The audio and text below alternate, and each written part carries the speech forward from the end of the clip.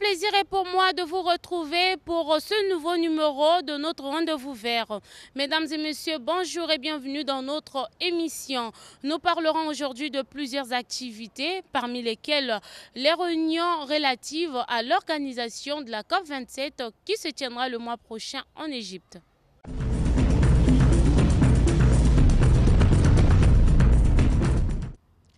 Une fois de plus, bonjour. Préserver l'environnement ainsi que respecter les mesures sociales des riverains, ce sont là, entre autres, les exigences de la Banque africaine de développement BAD en matière de construction du réseau d'interconnexion en fibre optique Congo-RCA.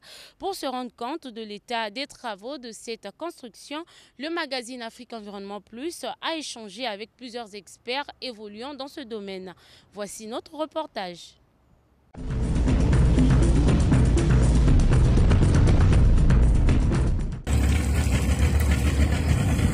Les travaux de construction du réseau d'interconnexion sous-fluviale en fibre optique, République du Congo et République centrafricaine respectent à la lettre le plan de gestion environnementale et sociale, nonobstant le manque de certaines non-conformités constatées dans quelques sites techniques. Le constat a été fait lors de la mission de supervision des travaux de construction du réseau sous-fluvial en fibre optique Congo-RCA, conduite par Michel Ngakala, coordonnateur national du projet central African Backbone. C'était du 21 au 30 octobre dernier dans le département de la Songa et à Bayanga en République centrafricaine. On a lancé cette mission dans deux objectifs. Le premier, c'était faire un constat de l'état d'avancement des travaux du réseau que nous construisons entre le Congo et la RCA. Et le deuxième objectif, c'était de rencontrer mon homologue de la RCA dans une localité de la RCA qui s'appelle Bayanga. D'ailleurs, là, nous nous trouvons actuellement pour rencontrer une société minière qui exploite les mines sur le fleuve Songa, parce qu'il y avait une difficulté pour notre barge qui installe la fibre de pouvoir traverser cette zone-là où il y a un bateau qui exploite également aussi les mines et on craignait qu'il y ait des problèmes pendant la pose de la fibre. Le projet dorsal à fibre optique d'Afrique centrale, CAB Congo, est le fruit de la coopération entre les pays de la Communauté économique et monétaire de l'Afrique centrale, CEMAC en sigle, et de la Banque africaine de développement BAD en sigle. Celle-ci a consacré une partie de son financement à la réalisation du réseau d'interconnexion sous-régional au moyen des infrastructures des télécommunications à très haut débit. Pour réaliser ces travaux sous-fluviales, la BAD a fixé ses bases en ce qui concerne la préservation de l'environnement et le respect des biens et populations riveraines des zones où passera la fibre. Je pourrais dire simplement que je suis très satisfait parce que comme vous savez que la composante centrafricaine, nous l'avons lancée, quand on a lancé ce projet, c'était en mars 2018. Et quand ce projet a été lancé, il était prévu que le projet soit livré en 2021. Et le projet a connu un certain retard. Comme vous le savez, principalement dû à la pandémie de Covid-19. Mais pas seulement ça. Il y a eu certainement d'autres effets qui ont fait que le projet a pris un retard. Nous sommes déjà en 2022. Nous avons fait le tour de tous pratiquement une bonne partie des sites, enfin là où se trouve l'itinéraire, où se trouve l'installation des câbles. Nous avons vu quand même, je crois, une bonne réalisation des activités qui étaient prévues dans le cadre de ce projet. Et aujourd'hui, on a dépassé pratiquement les 80% de réalisation. Parmi ces exigences de la Banque africaine de développement concernant le projet CAB figure le respect du plan de gestion environnementale et sociale en sigle PGS du projet dorsal à fibre optique d'Afrique centrale. Ce plan environnemental et social est classé en catégorie 2 en conformité avec les exigences de la Banque africaine de développement et de la République du Congo en matière de la sauvegarde environnementale et sociale. Le présent résumé du PGS a été paraphé sur la base des études d'impact environnemental et social EIS en sigle de la fibre optique conformément aux exigences environnementales et sociales du Congo et du système de la sauvegarde intégrée de la BAD. C'est à ce titre que dans le projet Central African Backbone composante Congo et composante RCA, on note la présence des responsables environnementaux et sociaux. L'environnement, c'est transversal, c'est l'impact de l'homme sur le milieu où il se trouve. Donc si tu fais un projet sans l'environnement, mais les dégâts vont être énormes. Donc nous sommes là pour limiter les impacts négatifs. Il n'y a pas seulement des impacts négatifs, mais il y a aussi des impacts positifs. Donc nous sommes là aussi pour bonifier certaines mesures au profit de la population riveraine. Je suis celui qui s'occupe de la partie sécurité et également du côté de celui qui s'occupe de l'environnement, donc le respect de principes environnementaux et sociaux. Alors mon rôle, c'est de m'assurer que tous les travaux qui se déroulent au niveau de la barge se déroulent dans le cadre sécuritaire et que tous les dispositifs sont pris en compte pour mener à bien les travaux d'après le cahier de charge qui nous a été édicté. Le déploiement de la fibre optique sous-fluviale dans ces deux pays passera par le fleuve Songa en traversant les parcs nationaux Noabelendoki en République du Congo et le parc Nzanga-Songa dans la partie RCA. Quelles sont donc les dispositions prises pour que ces parcs ne soient pas impactés par les travaux? La réponse avec des responsables environnementaux Congo et RCA. Alors déjà pour répondre à ces exigences qui nous ont été exigées dans le PGS, nous avons interdit la navigation de nuit, parce que c'est beaucoup plus la nuit que les animaux sortent. Pour éviter de déranger leur quiétude, nous arrêtons la navigation de nuit. Et également, nous nous assurons que dans toutes ces zones-là, qu'il n'y ait pas pollution du fleuve, due par un déversement accidentel, par exemple, des huiles. Et donc, toutes ces mesures sont mises en œuvre pour que nous menions à bien notre projet tout au long de ces parcs nationaux. Dans le cadre de nos outils environnementaux, c'est-à-dire le plan de gestion environnementale et sociale. Donc lorsqu'on fait l'étude d'impact, on constate les impacts et on énumère les mesures à mettre en œuvre donc pour éradiquer ces impacts. Donc c'est dans ce cadre-là qu'on règle tout ce qui est impact, que ce soit de l'environnement, que ce soit au niveau de la biodiversité, que ce soit au niveau de l'eau, de la pollution de l'eau. Dans le PGS et l'IES, il n'y a pas que les impacts environnementaux qui sont pris en compte. Les riverains aussi le sont dans la réalisation de ces travaux. À ce moment-là, le PGS consisterait à indemniser les populations riveraines en cas de dommages causés pendant la construction de ces réseaux.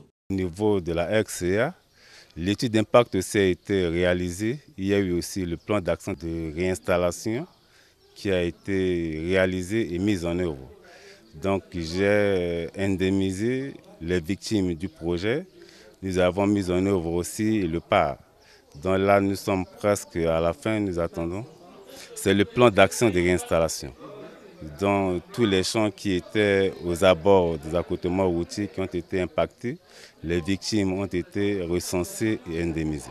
Des travaux de cette envergure causent toujours des impacts environnementaux tels que les érosions marines, la pollution du fleuve, la perte de la biodiversité et de la végétation, la production des déchets solides et liquides, etc. Comment alors les responsables environnementaux de ces travaux procèdent-ils pour traiter les déchets lorsque l'on sait que les 10 travaux sont faits à partir de cette barge? Les techniciens exécutent leurs tâches sur le fleuve Songa. Pour ne pas polluer, nous avons d'abord une procédure de gestion des déchets qui a été mise en place et qui nous permet de faire le tri à la base pour déterminer chaque type de déchets. Et nous avons par exemple 2 types de déchets que nous gérons beaucoup plus. Nous avons les DIS qui sont des déchets industriels spéciaux, qui sont des déchets qui proviennent des hydrocarbures. Et ce type de déchets sont mis dans des bacs spécifiques.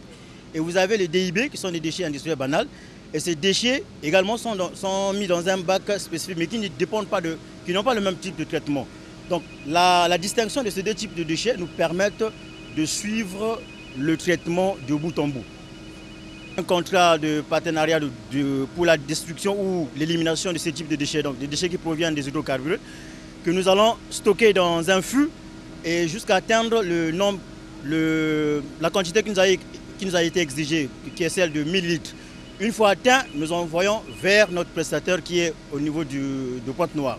Alors le deuxième type de déchet qui est le DIB, ce type de déchet se traite sur place. Nous nous approchons de la rive pour trouver un endroit spécifique où nous pourrons faire soit l'enfouissement ou l'incinération. Voilà comment nous le procédons et nous le faisons tous les 3 jours. Pendant notre passage dans les différents sites techniques du Congo et de la RCA, nous avons constaté les points des érosions et les risques des érosions marines. Bref, beaucoup de non-conformités. Sur cette question, les responsables environnementaux et du contrôle des travaux de la partie congolaise rassurent. Bon, c'est vrai, tout ce qui est fait par l'homme n'est pas parfait. C'est la raison pour laquelle nous sommes là. C'est-à-dire que lorsqu'il y a des érosions, qu'est-ce qui est prévu pour lutter contre les érosions? Donc quand nous venons comme ça, c'est pour regarder ces manquements, dans ces anomalies. Et lorsque ce n'est pas réglé, nous émettons des non-conformités. Donc il y a les niveaux, il y a les non-conformités, premier niveau, niveau 1, niveau 2 et niveau 3. Donc ça dépend de l'impact. Donc il y a une non-conformité de 2 jours, de 3 jours et d'une semaine. Donc c'est selon le degré de l'impact qu'on va émettre les non-conformités. Mais il y a des mesures où il suffit de donner des instructions à l'entreprise et ça se règle aussitôt. Ces érosions déjà ne sont pas dues par le fait de nos activités, mais c'est plutôt l'environnement du site. Et à la fin du site, il y a ce qu'on appelle par la restauration du milieu récepteur. C'est-à-dire qu'il y aura une campagne de restauration du site selon les dimensions qui nous ont été accordées. Il y aura soit le gravinage autour du site ou encore le système de planting de gazon pour soutenir le sol. Parce que le fait d'avoir des herbes autour du site, ça a exposé le sol à des débuts d'érosion par exemple. Et donc c'est à nous, à la fin donc, de ce projet, de restaurer ce milieu récepteur en faisant également, comme je vous ai dit, le planting de gazon ou encore le gravinonnage autour du site. Côté contrôle ou évaluation du respect du PGS, les responsables environnementaux des 2 pays s'auto-évaluent mutuellement. Quand j'ai visité votre barge, j'ai vu qu'il y a déjà des filtres à gasoil qui est là. C'est pour dire que ces filtres-là font partie des déchets dangereux. Donc on doit les surveiller de près. Donc on ne peut pas jeter le filtre dans l'eau. Sans ça, l'eau va être tout de suite polluée. Voilà. Donc toutes les mesures sont prises dans le plan de gestion environnementale, raison pour laquelle au niveau de l'entreprise, il y a un environnementaliste qui est là. Au niveau de la mission de contrôle aussi, il y a quelqu'un qui est là pour regarder si l'entreprise est en train de mettre en œuvre le plan de gestion environnementale et sociale, le chantier. Et aussi, nous, au niveau du maître d'ouvrage, nous sommes là pour regarder si aussi la mission de contrôle respecte ses engagements vis-à-vis du client, que nous sommes vis-à-vis du maître d'ouvrage et aussi vis-à-vis de l'entreprise, c'est-à-dire des activités qu'il a menées auprès de l'entreprise pour nous rendre compte. Cependant, chaque trimestre, l'expert de la BAD en charge des questions environnementales, sociales et hygiène procède aux évaluations de leurs partenaires. La dernière en date s'est faite du 28 mai au 7 juin dernier où El Hadji Habib Djeoudjou avait effectué une mission d'évaluation en République du Congo et en RCA, précisément dans les localités où la fibre est passée. El Hadji Habib Djeoudjou avait entre autres missions de vérifier la conformité du projet avec les mesures prévues par les instruments de sauvegarde environnementale et sociale, à savoir l'évaluation d'impact environnemental et social et le PGS. Les conditions et engagements des accords de financement, la conformité par rapport à la réglementation nationale congolaise en matière environnementale et sociale et l'état de mise en œuvre du PGS des projets CAB Congo et CAB RCA. De vérifier la mise en place et le fonctionnement effectif de mécanismes de gestion de plaintes, de vérifier les documentations contractuelles, la mobilisation du personnel E et S, de l'entreprise et des sous-traitants de la mission du contrôle et en fait d'effectuer un suivi des mesures prises par le maître d'ouvrage. Sur les aspects qui nous concernaient, franchement, comme je l'ai dit, Là, bon, il n'y a rien à dire, quoi. Franchement, c'est un projet sur lequel ça va être... Là, moi, c'est mon projet référence dans mon portefeuille par rapport à l'état d'exécution et de mise en œuvre de toutes les activités environnementales et sociales. Parce que voilà, là, franchement, c'est une performance très satisfaisante. La note que je vais mentionner dans l'aide mémoire, ça va être très satisfaisante. Ce n'est pas une note qui n'est pas fréquente actuellement à la banque, puisque voilà. En tout état de cause, le système de sauvegarde intégré de la Banque africaine de développement réjouit les défenseurs de l'environnement. Voilà une entité qui respecte l'environnement et les populations impactées par les conséquences environnementales et leurs biens.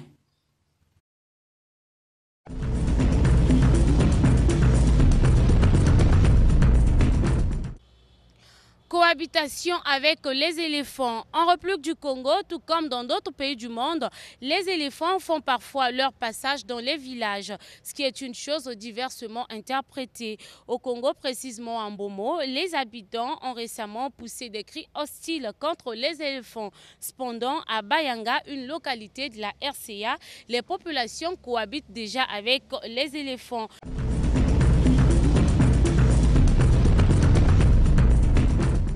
Dzanga-Songa, un écosystème de forêts tropicales humides avec des clairières entièrement naturelles. Ce paysage forestier, en grande partie intact, protège les espèces menacées dans ce site du patrimoine mondial de l'UNESCO. C'est ici que l'on retrouve le parc national situé dans le village Bayanga en République centrafricaine, un parc national géré par le WF.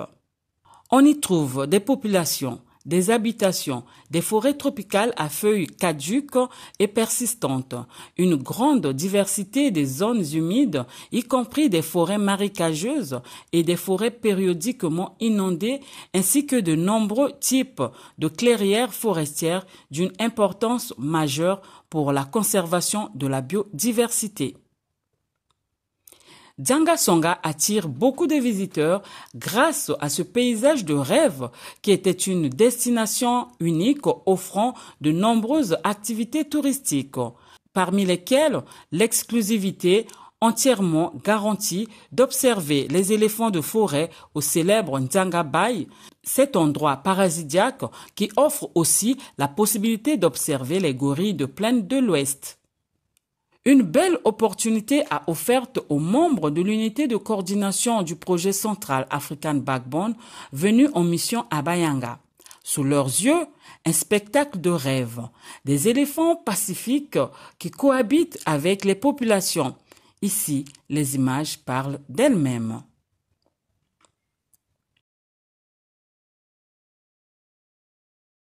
De nombreuses autres espèces fascinantes de la forêt tropicale humide, comme les sitatugas et les buffles de forêt, peuvent être observées également. Les bongos, les plus grandes espèces d'antilopes des forêts, sont aussi présents. Cette aire protégée est également un paradis pour les ornithologues amateurs. Dzanga-Songa, autrement appelé paradis des éléphants, est certainement un des plus beaux et des plus sauvages parcs nationaux d'Afrique. Visiter les éléphants est une merveille pour ces agents du ministère des Postes, des Télécommunications et de l'économie numérique en mission à Bayanga. Nous étions nombreux pendant cette visite. Extraordinaire endroit unique pour la photographie animalière et le filmage amateur.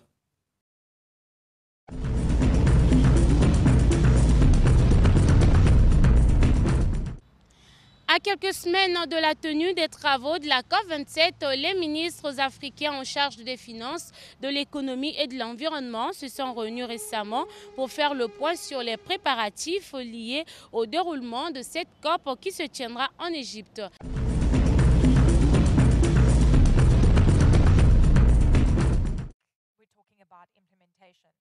À quelques semaines de la COP27 prévue en novembre, les ministres africains des Finances, de l'économie et de l'environnement se sont réunis en Égypte pour faire le point.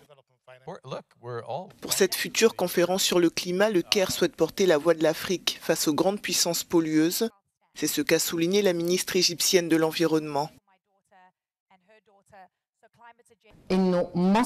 L'Égypte devrait jouer ce rôle pour représenter le continent africain et ses besoins de manière claire et explicite. Nous ne sommes pas à l'origine de ces émissions, mais c'est nous, notre peuple et nos ressources naturelles qui sommes touchés. À ce stade, une position doit être prise au niveau de la communauté internationale pour dire que chacun doit remplir ses obligations comme le prévoit l'accord de Paris. Avec moins de 4% des émissions mondiales de CO2, l'Afrique est aujourd'hui le continent le moins responsable du changement climatique, mais aussi le plus vulnérable.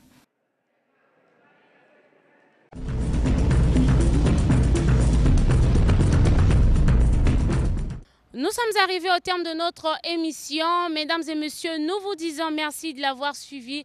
Portez-vous bien et surtout, bonne suite des programmes sur Télé Congo, la chaîne nationale.